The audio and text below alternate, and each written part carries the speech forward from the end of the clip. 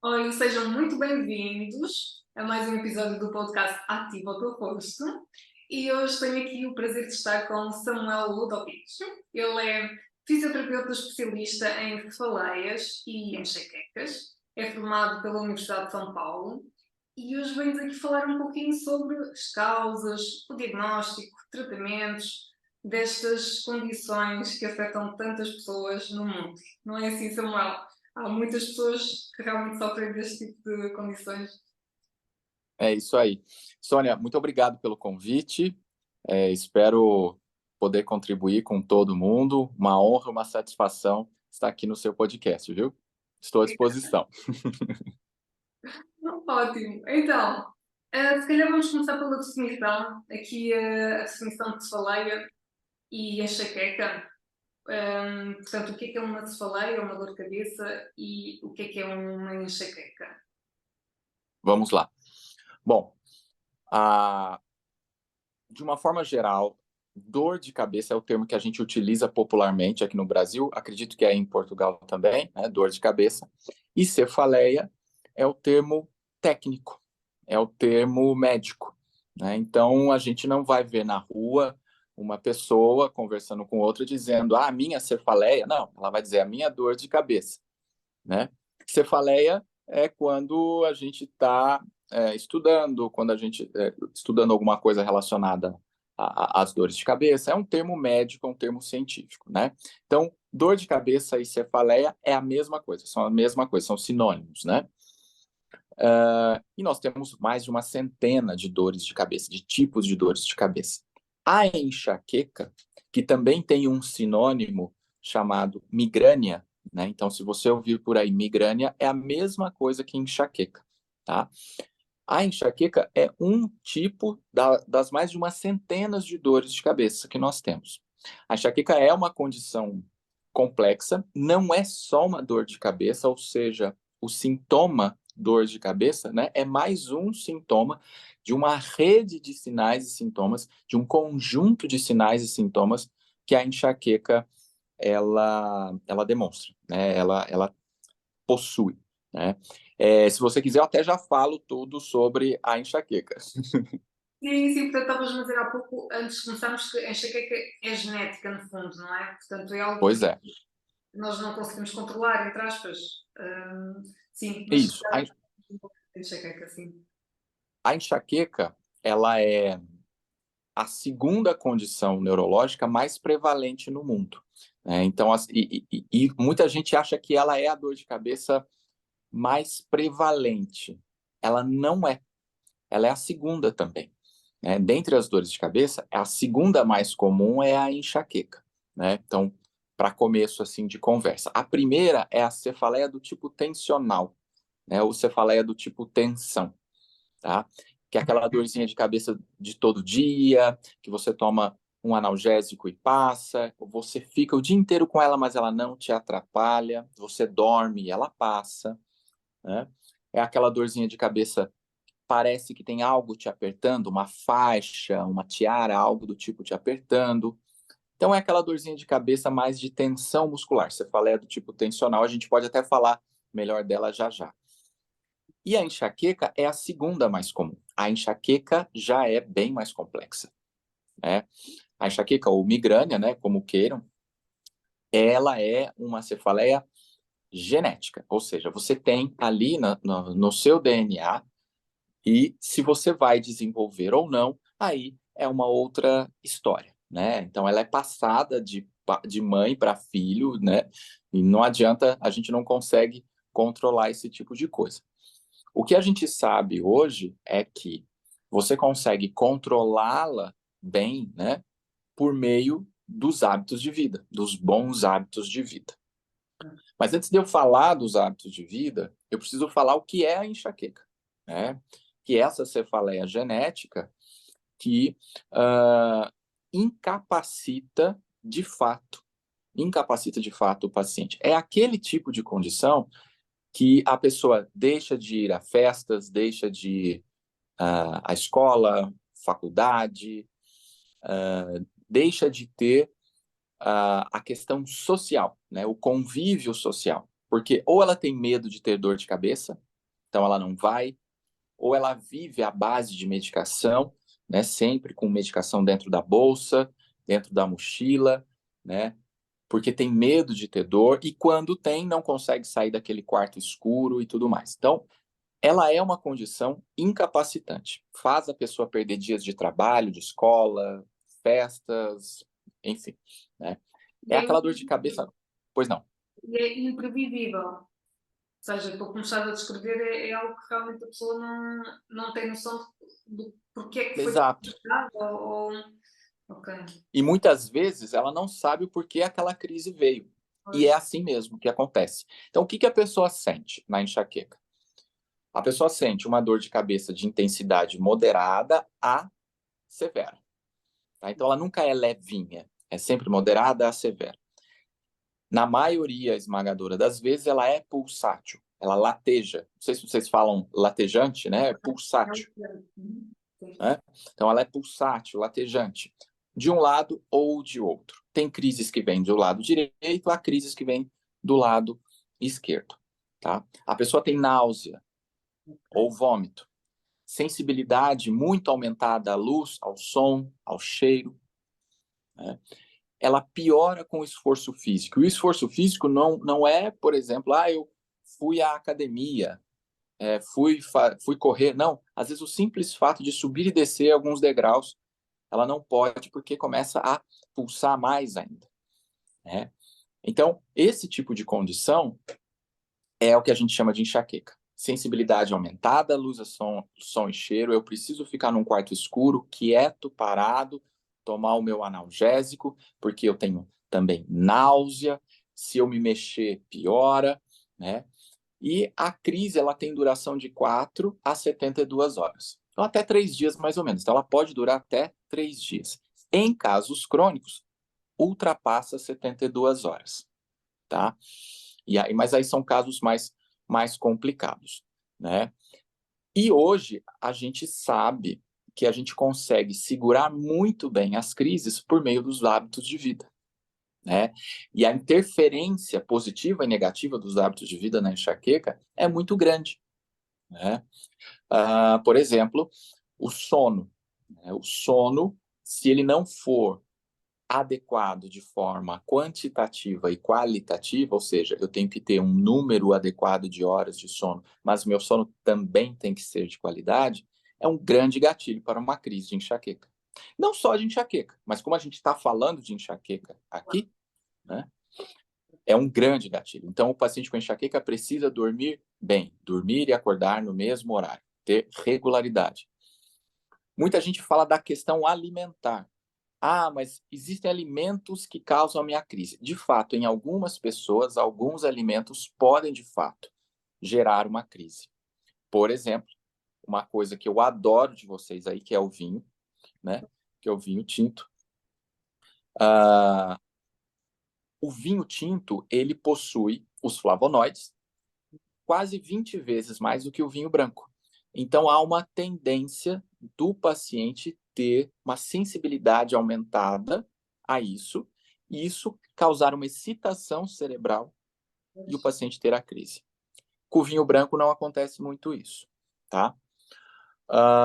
Isso é a primeira coisa.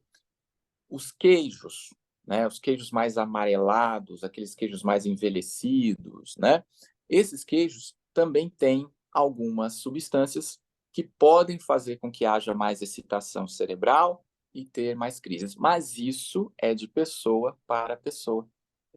É de paciente para cada paciente. Então, foi-se o tempo que se faziam dietas muito restritivas. Você não pode mais comer nada disso, disso, disso, disso.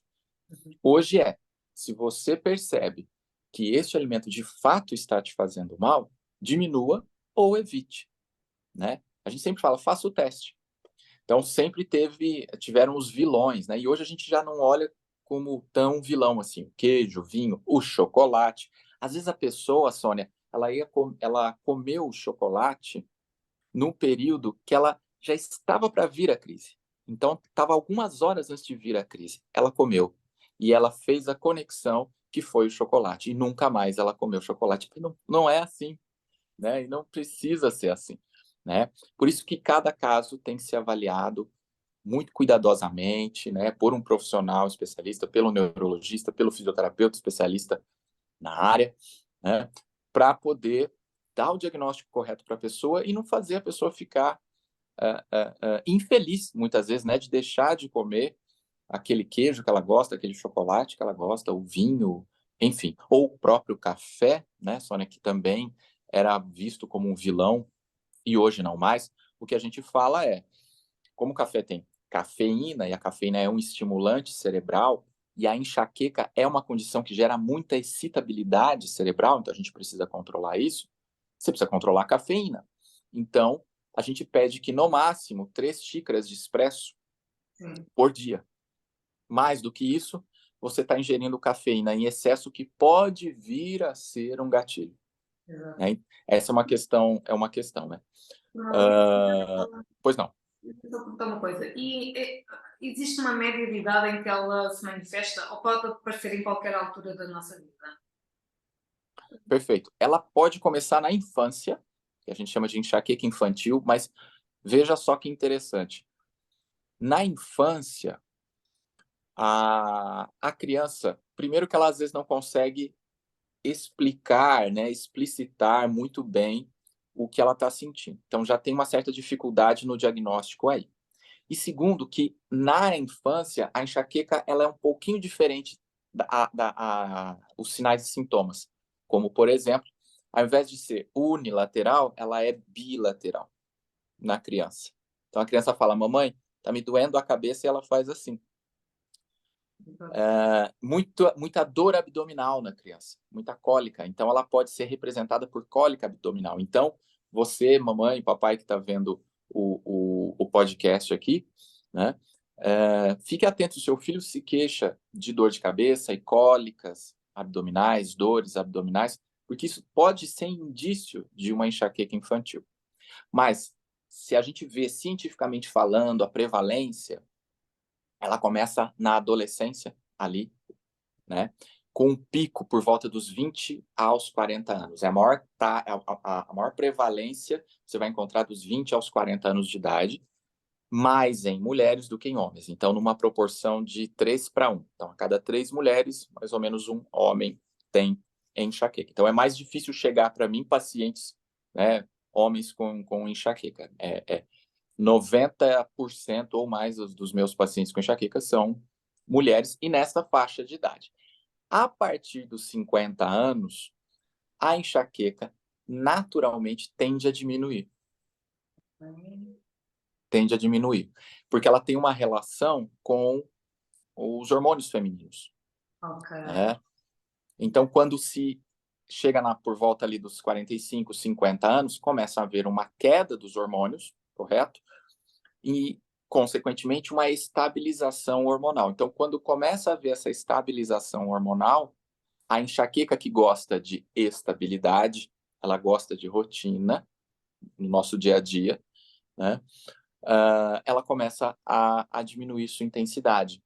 É muito claro você pegar, por exemplo, ver mulheres que dizem assim, nossa, na minha época do ciclo menstrual é onde eu tenho mais dor de cabeça. Eu Porque ia a gente perguntar. sabe do ciclo, né? Pela oscilação hormonal.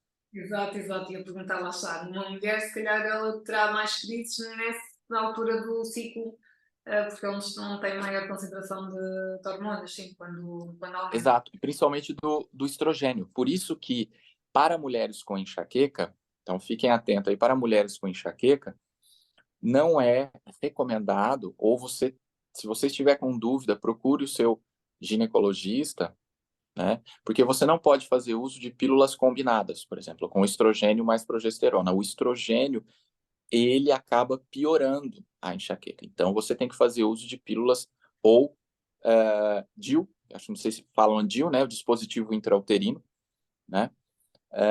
Isso é muito indicado aqui no Brasil e com bons resultados para mulheres com enxaqueca. Você tem um dispositivo intrauterino, não é oral, só com progesterona. Então, você tira o efeito negativo do estrogênio. Né? Então, muitas vezes, mulheres com enxaqueca retirando a pílula combinada, retirando o estrogênio, já melhoram muito, Sônia. É impressionante, assim. Porque ele tem um papel para desestabilizar. Uma frase que eu gosto muito de falar: enxaqueca gosta de rotina. Você está dormindo bem? Você está administrando, gerenciando bem o seu estresse, a sua correria, o seu dia a dia? Conversávamos antes daqui da gravação sobre isso, da dificuldade das pessoas, né, Sônia, de relaxar, né? Então, você tá com uma vida mais regrada, na medida do possível? É isso que a enxaqueca quer para ela ficar bem, estabilizar. Se sua vida é cada dia dormir um horário, acordar um horário, comer. Tem dias que você come muito bem, de forma saudável, tem dias que você come muito mal, né? Porcarias, assim, né? Junk food, essas coisas assim, né? Vou comer, almocei McDonald's hoje. E isso pode ser que para o paciente com enxaqueca não é legal, né? Então, você tendo uma estabilidade na sua vida, na sua rotina, a tendência é que a enxaqueca também estabilize. Sim, Samuel, então achas, não sei se essa proporção que nos estavas a falar há pouco, de 3 para 1, na faixa dos 20 e os 40, não é? Estou aqui a identificar-me como mulher epá, que realmente essa altura, nesse intervalo, que eu sinto que se calhar as mulheres estão um pouco mais sob pressão, vou dizer, assim, de forma geral, quer seja a nível profissional, pessoal, porque não é? Queremos ser mais, queremos tudo, não é? E é Sim, muito mais difícil de gerir esse stress, não é? E se calhar também por isso se vê uma maior prevalência nas mulheres do que nos homens. E para além, a combinar esta questão das hormonas, que, claro, faz parte do nosso ciclo, não é? Faz parte da nossa identidade como mulher, sim. não é? Portanto, isto realmente contribui muito. A mulher, ela sofre realmente mais do que o homem, é uma questão genética, tem essa questão hormonal, e quando a gente para pensar, né, a idade dos 20 aos 40 anos é a idade que a gente está produzindo mais, Exato, né? Nós estamos casando, filhos, a rotina muda, estamos querendo produzir mais profissionalmente, aceitamos, às vezes, 2 empregos, ou jornada, como a gente fala aqui, jornada dupla, né? Então, você sai de um emprego e vai para o outro, ou você está empreendendo, e aí você acaba se tornando escravo, né? O seu próprio funcionário, né? Porque você quer estou construindo uma loja, fazendo isso, então você se dedica ao máximo, e aí em casa tem que chegar e cuidar dos filhos, enfim. É uma fase que é difícil ter a rotina estabilizada, de fato, de fato. Mas, ao mesmo tempo, a gente sabe que se estiver estabilizada, a enxaqueca tende a melhorar. exato. E qual é o grande problema? Começar a usar a medicação como forma, assim, desenfreada, né? Usar desenfreadamente, como forma de, bom, já que eu não tenho uma rotina adequada, a medicação vai segurar, né? Vai estabilizar o meu problema. E aí é que mora o perigo, né? Porque a pessoa começa a fazer abuso de medicação, né? Samuel, eu ia perguntar mesmo nesta questão do. Portanto, a medicação é uma forma de tratamento, é uma abordagem possível, certo? Para controlar a enxaqueca. Mas realmente existe um perigo real da pessoa ficar habituada, de criar habituação. Nós temos aqui, ou seja, da pessoa ficar dependente e depois ser difícil retirar. Como é que isso funciona com a enxaqueca? É assim? Sim, funciona assim. Eu estaria mentindo se eu dissesse que você vai tratar todas as enxaquecas, todos os pacientes com enxaqueca sem medicação. Não, isso é mentira. A medicação é um grande pilar do tratamento da enxaqueca. Mas ela tem um início, um meio e um fim, né? Ela tem que ter um objetivo, né? Um objetivo claro, prescrita, não pode ser simplesmente você vai até a farmácia, compra, né? Ela tem que ser prescrita pelo profissional neurologista, que é o médico especialista em dor de cabeça. E nós temos duas classes, digamos assim, no tratamento da enxaqueca. Você, dependendo da sua enxaqueca, se ela estiver muito recorrente, o neurologista vai te prescrever medicações preventivas ou profiláticas, ou seja, um remédiozinho que você vai tomar todos os dias. Para quê? Para diminuir o número de dias de dor, ou seja, diminuir a frequência. Então, ele vai estabilizar essa excitabilidade cerebral. Eu brinco com os pacientes, e com os alunos, diminuir essa rave cerebral, diminuir o volume da música, dessa rave que está aí. Muito, tudo excitado. Né? Então, tanto é que existem medicações anticonvulsivantes que se utilizam para enxaqueca, né? Que é o topiramato, por exemplo, como forma preventiva. Acalmar, deprimir, diminuir a excitabilidade. E quando ele tiver aquela dor forte, ele vai tomar uma medicação. Não é um termo muito bonito de se falar, porque é a medicação abortiva, mas abortiva no sentido de abortar a crise, não outra coisa. A crise, tá? O americano fala do tratamento agudo, né? No Brasil ainda se usa esse termo, que é para você, quando estiver com crise, você vai tomar esta medicação. Quando você estiver com dor, você vai tomar esta medicação. Não está com dor? Não tome. Aí o que acontece? Quando a pessoa não passa pelo tratamento, ela começa a tomar analgésicos desenfreadamente ou anti-inflamatórios desenfreadamente. Ou porque, aqui tem muito isso, porque o vizinho indicou, porque o amigo falou, né? Para mim foi bom, tome isso você também. A facilidade, o acesso que a gente tem a analgésicos anti-inflamatórios sem receita, pelo menos aqui no Brasil, é muito fácil. Não sei como é em Portugal. Então, a gente compra fácil aqui. Sim, aqui Aí também. seja em dose pequena, a verdade é que a pessoa pode tomar uns quantos seguidos, portanto, quer dizer, acaba por ser acessível. E aí o que acontece? Quando o paciente ele começa a fazer abuso de medicamento, o que é o abuso? É quando ele toma de 8 a 10 comprimidos de analgésicos por mês. Okay. Então, se ele está tomando 10, 8, 10, 12 comprimidos por mês, significa que ele está entrando no que a gente chama de abuso de medicamento. Certo. Tá? Então, já é muito remédio. E aí, o que acontece? Esse excesso, vamos tentar explicar de uma forma fácil, é como se esse excesso se tornasse tóxico e gera uma segunda dor de cabeça, que é a dor de cabeça por abuso de medicamentos. E aí ela cronifica. O principal cronificador de uma enxaqueca é o excesso de analgésicos. Por isso que não se pode ficar tomando. A medicação é importante? Super importante. Mas ela tem que ser prescrita, não pode ser tomada sem prescrição. E se você começar a tomar demais, você está cronificando a sua dor de cabeça. Eu canso de pegar pacientes que o simples fato de eu falar para ele assim, vamos tirar esse analgésico, aqui se usa muito a dipirona. Né? Nos Estados Unidos é muito paracetamol. Né? Paracetamol aqui a gente usa muito pouco, muito pouco. Aqui é muito a dipirona. Né? Não sei. Aí também? Paracetamol aqui. Paracetamol. Aqui os pacientes dizem que paracetamol é água, não adianta nada.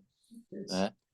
Então se usa muito aqui a dipirona desenfreadamente. Então, dipirona 300 miligramas, 500 miligramas, 1 grama.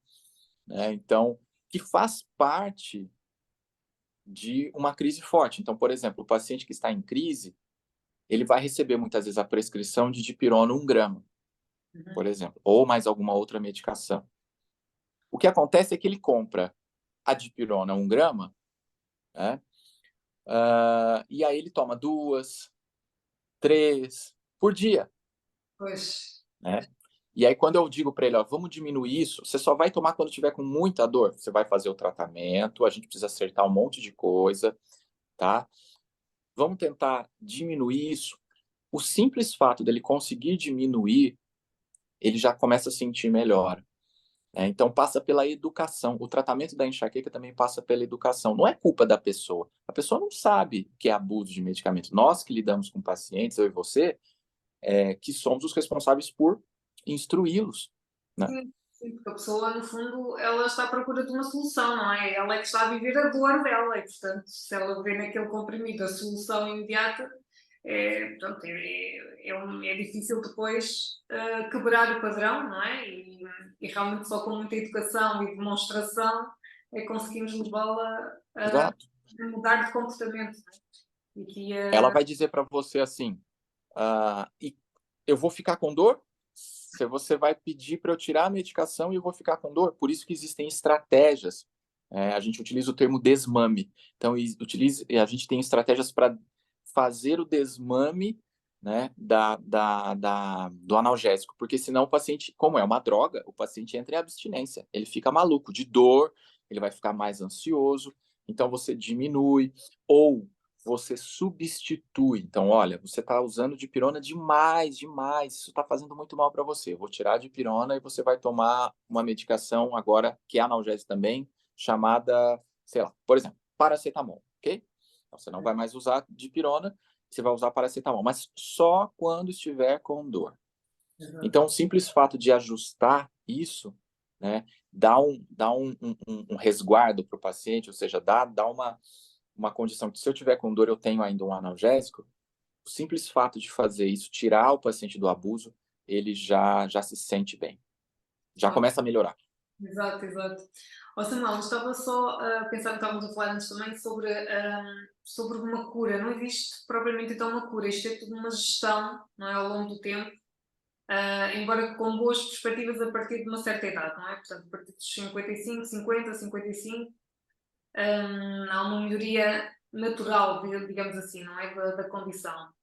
Mas mesmo Isso. assim a pessoa terá sempre que ter, eu vou dizer, uma caixa de medicamento em casa, ou seja, porque pode sempre acontecer alguma crise, não é? Mesmo que ela esteja muito equilibrada e a seguir as suas rotinas, pode sempre haver uma crise que não consegue prever, não é? É isso. Sim, funciona assim.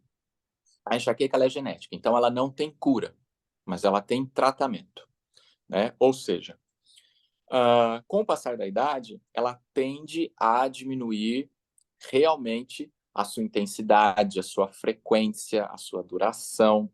O pico dela é dos 20 aos 40 anos, mais ou menos. A partir dos 45, 50, os pacientes realmente eles percebem que a intensidade, a frequência, a duração diminui. Mas nós não vamos esperar o paciente chegar com 50 anos, nós precisamos dar qualidade de vida para esse paciente. Então, o tratamento, ou seja, né, eu consegui cuidar dos pilares para o paciente se sentir bem. A minha ideia é devolver qualidade de vida. A ideia do neurologista é devolver qualidade de vida. Como que eu consigo fazer isso? Diminuindo a frequência, que é o número de dias de dor, a intensidade da dor e a duração das crises. Isso tem medicação, tem educação do paciente. Então, ele precisa entender o que é enxaqueca, o que ele pode, o que ele não pode fazer de acordo com o caso dele, né? Orientação de estilo de vida. Então, como é que está o seu sono? Você se hidrata bem? Como é que está o seu estresse? Está gerenciando, está administrando bem? Como que você está administrando isso? Está fazendo terapia? Está cuidando com o psicólogo, psiquiatra, terapeuta? Está praticando meditação, que é um poderoso recurso para gerenciamento do estresse, né? Por exemplo, né? Então, você está cuidando dos pilares, está comendo bem, está se alimentando bem, e a fisioterapia especializada, porque o paciente com enxaqueca, ele tem um componente cervical muito importante, que se torna um grande gatilho para as crises também. Então, se o paciente, ele passa pelo neurologista com a medicação necessária para o caso dele, está bem educado, bem orientado em relação à condição dele, está orientado em relação ao estilo de vida e está passando pelo fisioterapeuta, esse paciente está fazendo o que há de melhor hoje na ciência em tratamento para enxaqueca. E ele tende a ficar bem, sim.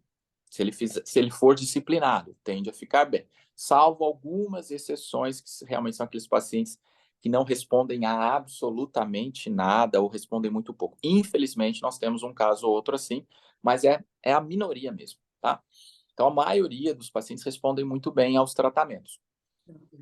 Uma vez que ele está bem, ele só precisa manter-se bem. Ou seja, dá para, às vezes, tirar a medicação, né? Ele tem alta da fisioterapia, que vai recuperar esse pescoço que perde força, que está sensibilizado, então o fisioterapeuta corrige isso.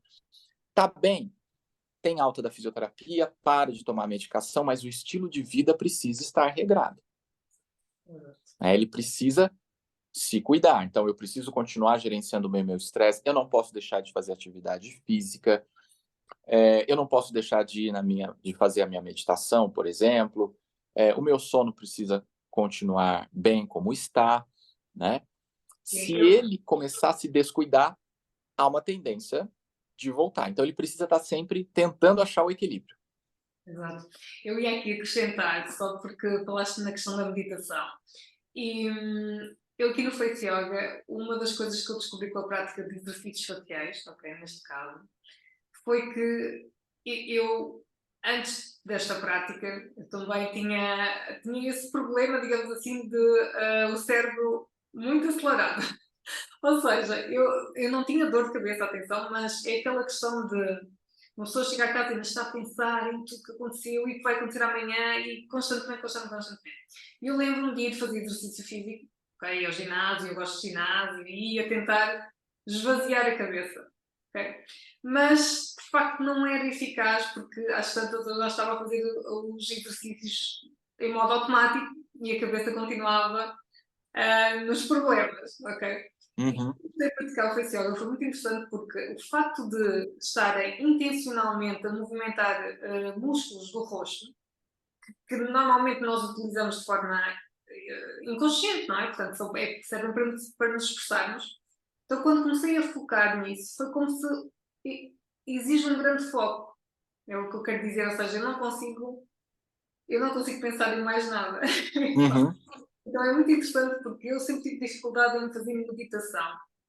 E quando comecei a praticar Face Yoga, okay, inclui a respiração, inclui sempre a postura, relaxamento, tudo isso, e depois o foco em ativar determinados músculos ou em relaxar ativamente determinados músculos, e para mim tornou-se uma forma de meditação. É um momento em que realmente eu consigo desacelerar essa intensidade cerebral, que é mesmo assim, não é? E acho, pronto, queria só partilhar isto porque acho que é interessante e pode ser uma alternativa também, digo eu, pronto. Sim, eu, Tenho muito eu este acho. delas, elas ficam com sono. Às vezes eu faço uma aula e no final elas estão a bocejar e até me pedem desculpa porque não é só a bocejar no final de uma aula e eu digo, não, não, está tudo bem, é só porque o livro está na extensão e o corpo gostou e estão completamente relaxadas. É muito interessante.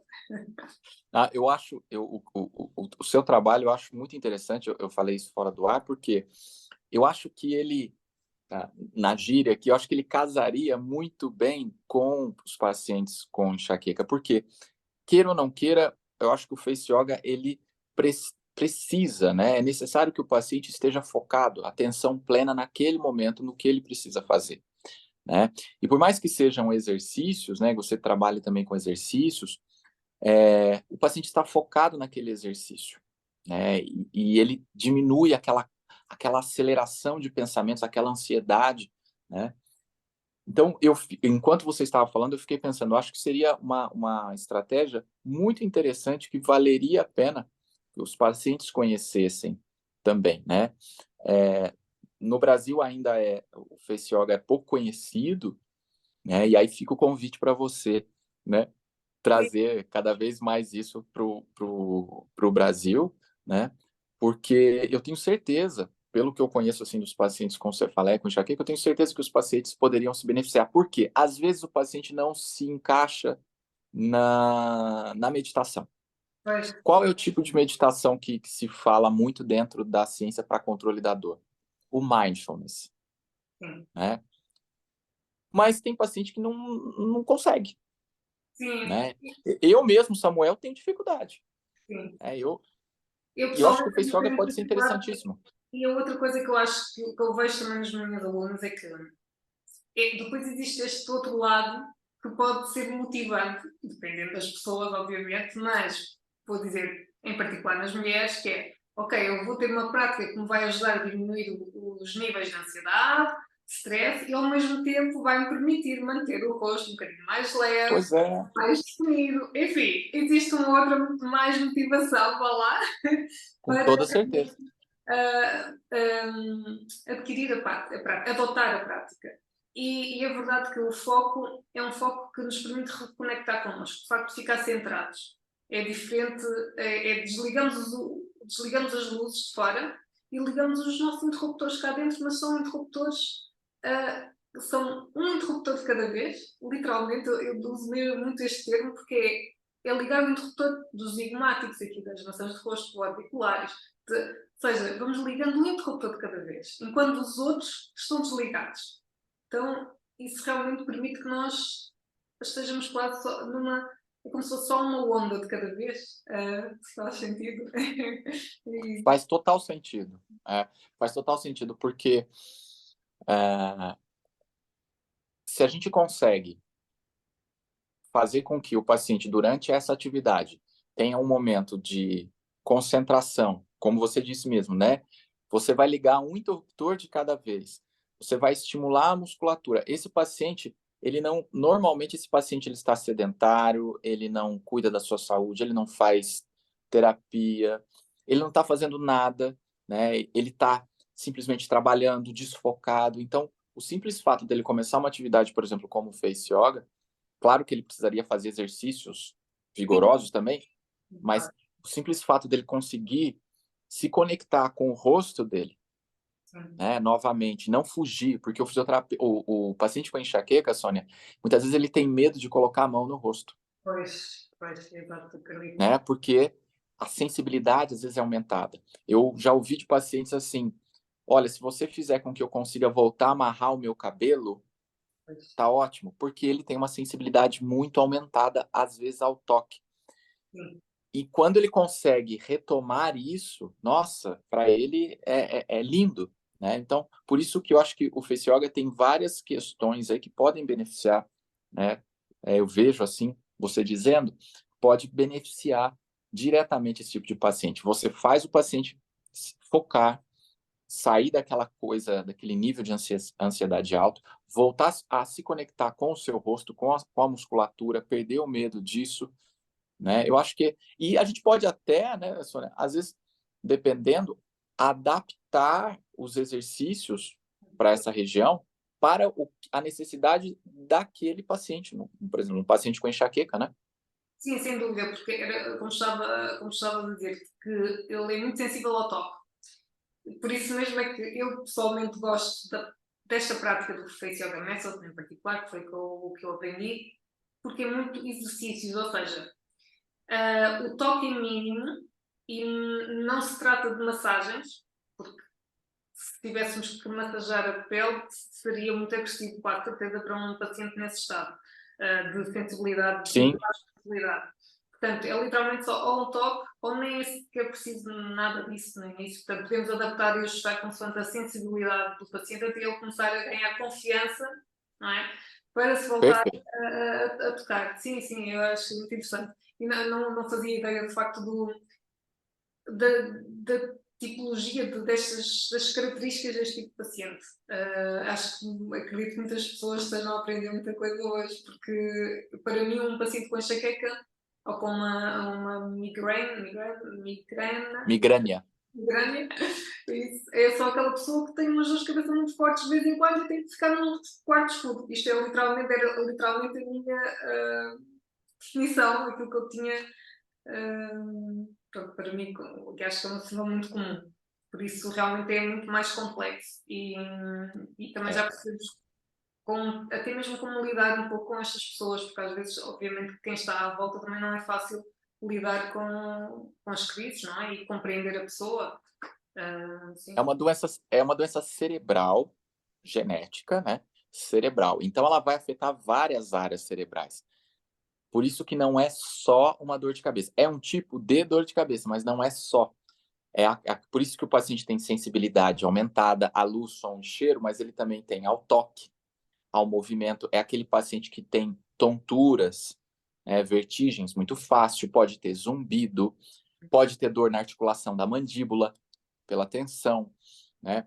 É um paciente mais ansioso ou mais depressivo. É um paciente que tem facilidade para ter outras condições. Síndrome do intestino irritável, fibromialgia. Então, são uma condição crônica que atrai outras condições crônicas. É um paciente complexo que precisa de um tratamento efetivo, multidisciplinar, né? Mas o que a gente vê hoje são os pacientes procurando, querendo saber cada vez mais sobre como se ver livre disso. Mas ainda muitos pacientes que desconhecem completamente o que têm, não procuram um tratamento adequado e ficam ainda à base de medicações ou a receita que o vizinho disse, enfim, né?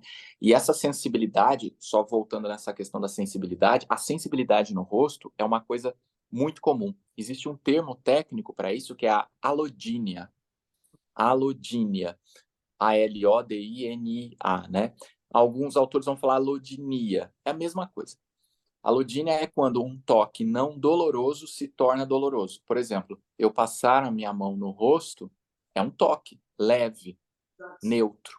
Mas para o paciente com enxaqueca, às vezes isso aqui, ou fazer isso aqui, ir ao cabeleireiro, aqui, a pessoa vai no cabeleireiro, o cabeleireiro lava lá no salão, a pessoa não consegue permitir que o cabeleireiro lave a cabeça por causa da fricção no couro cabeludo. Enquanto muitas pessoas gostam, falam, nossa, é gostoso, é confortável, o paciente com enxaqueca, ele tem alodínia. A alodínia, isso aqui é desconfortável. Então, o simples fato de você ter alguma atividade que consiga diminuir a sensibilidade dessa região é excelente, né? É o que eu falei da minha paciente, né?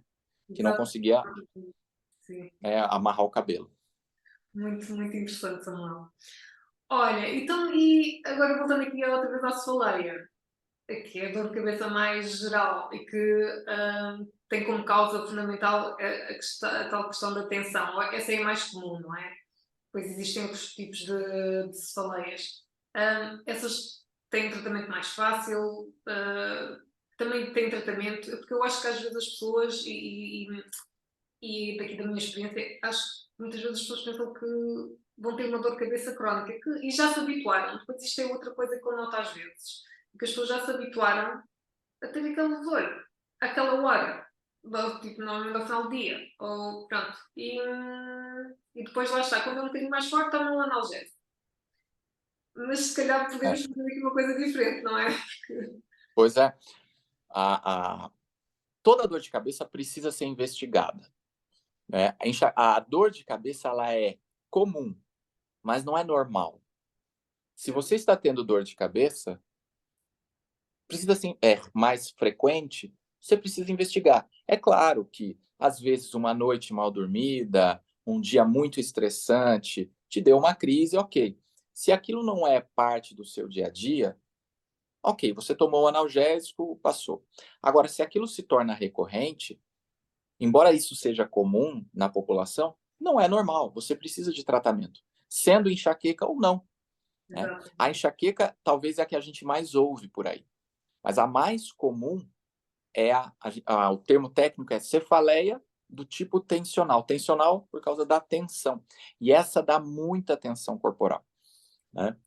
Ela é uma dor de cabeça bem mais fácil da gente trabalhar, com certeza. Ela é muito conhecida por ser aquela dor de cabeça que a pessoa palpa a musculatura, palpa, nossa, tá tudo dolorido, olha, acho que a minha é de tensão. A pessoa fala, é a tensão, é o estresse. De fato, o estresse pode estar envolvido. Mas hoje, na cefaleia do tipo tensional, são duas coisas, segundo um trabalho muito recente, são duas coisas que são grandes gatilhos. Pessoas workaholic, então, paciente que trabalha demais, que vive em função do trabalho, então a cabeça está sempre a mil, e o sono irregular. Para a cefaleia do tipo tensional, estes dois fatores são muito importantes e devem ser considerados no manejo da cefaleia do tipo tensional. Mas, de uma forma resumida, quais são as características dela? Existe um autor que fala que é a cefaleia do não. Como assim? Tudo que é enxaqueca, você coloca como não. Então, por exemplo, ela não é pulsátil, ela Certo. não é de um lado só, ela não dá náusea, ela não dá vômito, ela não dá sensibilidade aumentada à luz, som e cheiro. É aquela dor de cabeça que às vezes você passa o dia com ela e você consegue trabalhar. Então ela não pulsa. Aquela dorzinha chata, bilateral, parece que tem alguma coisa te apertando aqui, assim, ó. E às vezes um simples analgésico, um simples relaxante muscular, que aqui a gente também compra muito fácil, um miorrelaxante, né? Passa. Né?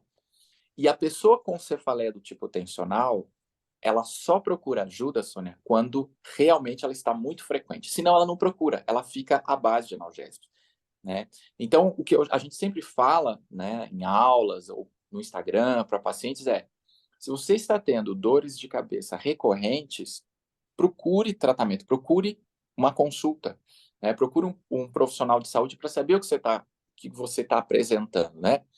Porque às vezes pelo simples fato de você ficar tomando analgésico, analgésico, analgésico desse jeito e achar que aquilo é normal, você está simplesmente piorando o seu problema, cronificando, né? Sendo que poderia ser muito mais fácil o tratamento.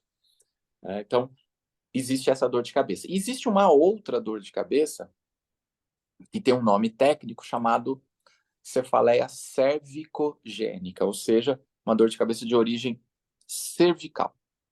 Então, a pessoa tem um problema na cervical, uma disfunção na cervical, e esta disfunção causa dor de cabeça, que também não tem nada a ver com a tensional. Certo. Tá? Então, são as três mais comuns. Para fazer esse diagnóstico, você precisa do neurologista e do fisioterapeuta. A cefaleia cervicogênica, eu falo muito que é a cefaleia do fisioterapeuta porque o problema ali é mecânico, é muscular, é articular. Corrigindo isso, o paciente fica bem. A tensional e a enxaqueca, em alguns casos, realmente vai precisar de medicação durante um tempo. E aí o trabalho sempre é paralelo, neurologista com fisioterapeuta. E se precisar de outros profissionais, como por exemplo, nutricionista, se o paciente estiver com uma dieta muito ruim, psiquiatra, se ele está passando por alguma condição difícil naquele momento, como um transtorno depressivo, algo do tipo, né? Mas todas as cefaleias têm tratamento, Exato. né? Ô, Samuel, A pessoa precisa procurar. e é possível ah, fazer um diagnóstico com uma consulta online, por exemplo? Ou só até certo ponto e depois é preciso mesmo uma consulta presencial? Olha, primeiro eu vou falar em relação ao neurologista. A avaliação do neurologista, acaba sendo diferente da avaliação do fisioterapeuta. Então, eu tenho colegas neurologistas que fazem a avaliação online e conseguem bons resultados. Por quê? A enxaqueca, ela não tem necessidade de exames de imagem, você não precisa ficar palpando muito, pelo simples fato da pessoa dizer o que ela está sentindo. Então, o diagnóstico é clínico.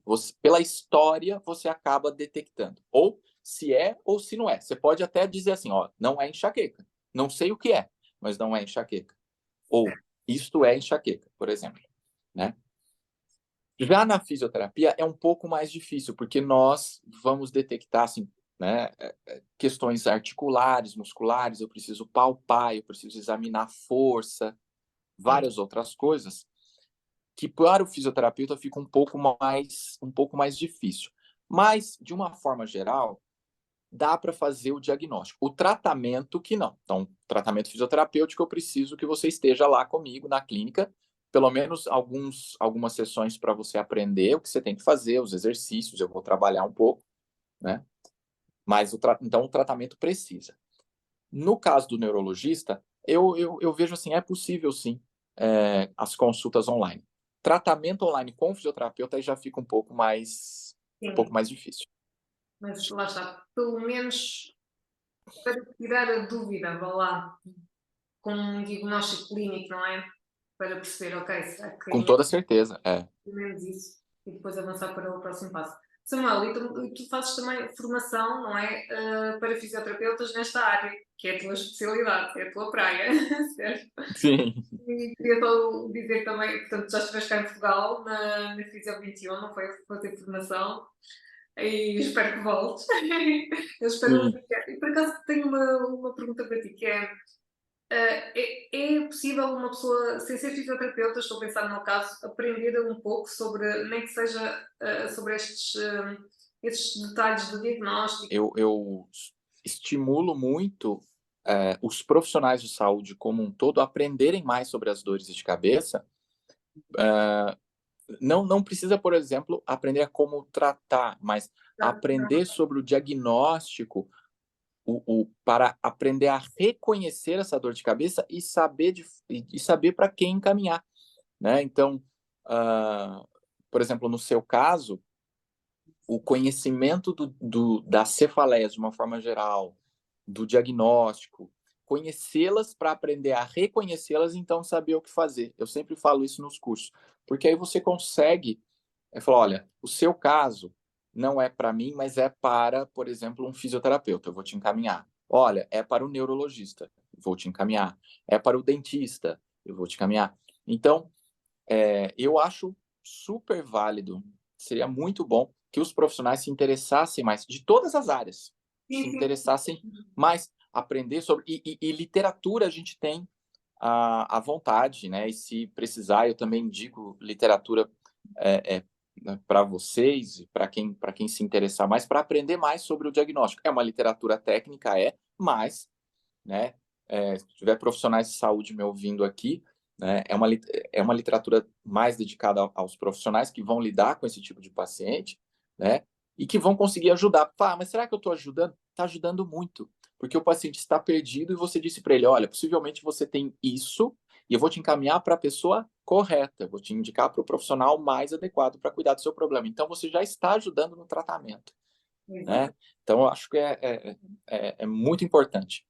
E a fisioterapia entrou nessa área, na verdade, assim, ela começou a ficar mais conhecida de alguns anos para cá. Eu diria, sei lá, de uns 10, 8 anos para cá.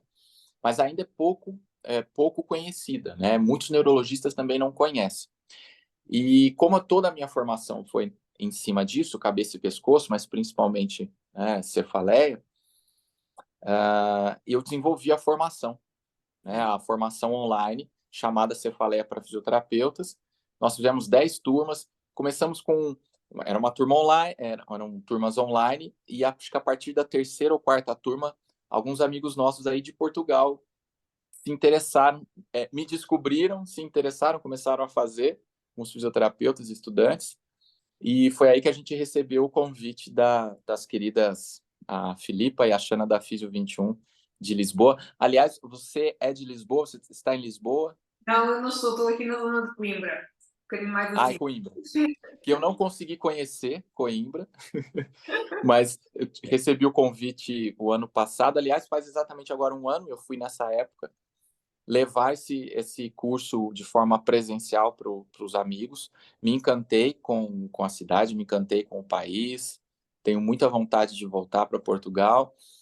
E talvez ano que vem estarei aí em abril ou maio, se eu não me engano, para uma segunda turma, trazendo mais umas 8 ou 9 garrafas de vinho, trazendo bons vinhos, mas assim, brincadeiras à parte, levar esse conhecimento para o fisioterapeuta, eu percebi que seria muito importante, porque eu via muitos fisioterapeutas completamente perdidos também, e eu queria poder ajudá-los a levar esse conhecimento para os pacientes dele, né? A gente consegue ajudar muitos pacientes sabendo o que fazer, né? Então, atualmente, a gente tem as turmas presenciais, as turmas online, né?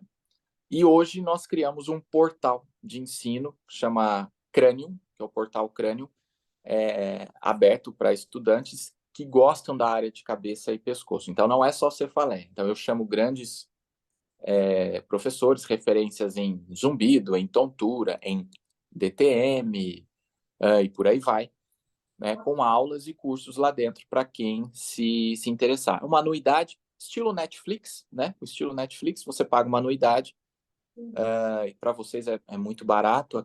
Aqui são R$ 247, eu não sei, Pois, deve dar, sei lá, 50 euros, talvez, mais ou menos, barato. anual, Exato.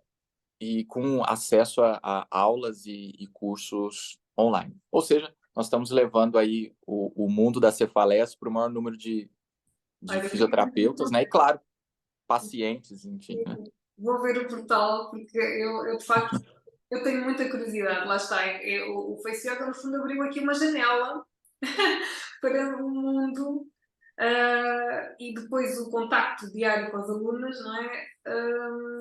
Vai-me trazendo outras necessidades. É isso. Então, e eu gosto de aprender, por isso vou ver o portal, sim, senhora, e acho que já estou a ver aqui uma forma de, lá está, de aumentar aqui o meu conhecimento e perceber um bocadinho mais Sim, dessas questões. tem, hoje nós temos mais de 120 aulas lá, além dos cursos, né, de mais ou menos 3 horas de duração. Então, são vários cursos e muitas aulas lá. Então, para quem gosta da área de cabeça e pescoço, é, é, é, esse é o caminho, que é um portal especializado só para isso, né, no ensino de cabeça e pescoço. Então, vale muito a pena para quem gosta, para o profissional de saúde que Sim. goste. Exatamente, sim. Samuel, muito obrigada pelo teu tempo, por todo este esclarecimento destas diferentes condições e de como é que podemos gerir e também lidar com as pessoas e entendê-las um bocadinho melhor, porque realmente não é só o doente, não é só o paciente, é depois toda a estrutura que está à volta dele, todas as pessoas que estão à volta dele também sofrem, que não conseguem ajudá-lo, não é? E eu acho que às vezes penso muito dessa perspectiva também. E pronto, quando estamos a ajudar uma pessoa, estamos a ajudar ali um núcleo, não é? Onde ele está. E Sim, muito obrigada, espero que tenhas gostado deste bocadinho e espero que quem esteja a ouvir também tenha gostado e tenha aprendido muito. Visitem a página do Samuel no Instagram, vão aprender muita coisa lá. E é isso. Queres dizer mais algumas palavras? eu primeiramente quero te agradecer pelo convite. Fico muito feliz, muito honrado de poder levar esse conhecimento, né, para vocês. Então, é uma honra muito grande levar conhecimento para Portugal e para todo mundo que for depois assistir ou ouvir o podcast. Conte comigo, sempre que precisar, estarei aqui, porque a ideia é difundir esse conhecimento, né, para o maior número de pessoas, para a gente conseguir ajudar, né, cada vez mais as pessoas, não só o fisioterapeuta, mas para os pacientes, né, para as pessoas aprenderem cada vez mais sobre a sua condição e saber que tem tratamento, tem o que fazer, né?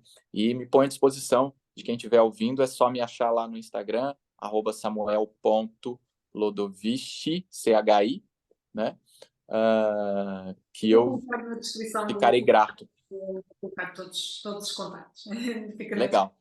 É descrição. só me procurar que a gente conversa. Obrigado, Sônia. Obrigado mesmo. Obrigada, boa noite. Boa noite a Boa todos. noite. Tchau, tchau.